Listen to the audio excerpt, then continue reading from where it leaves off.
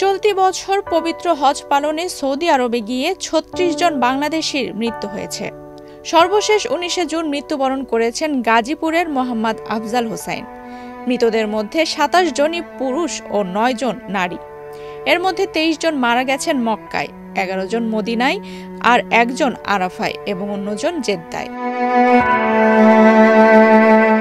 ২০ June শুক্রবার ধর্ম মন্ত্রণালয়ের হজ ব্যবস্থাপনা পোর্টাল ও ভিন্ন সৌদি গণমাধ্যমের বরাত দিয়ে মৃত্যু সংবাদের এসব তথ্য জানা গেছে।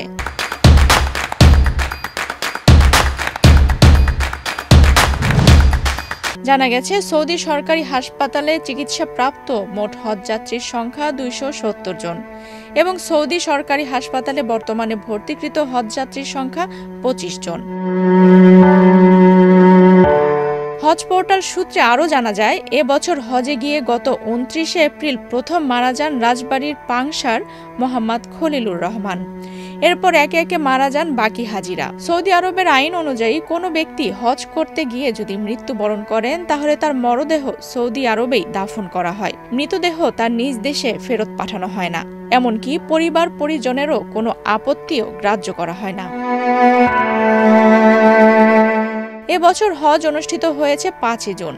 মোট ৮৭,১০০ জন বাংলাদেশি হজ পালন করেছেন।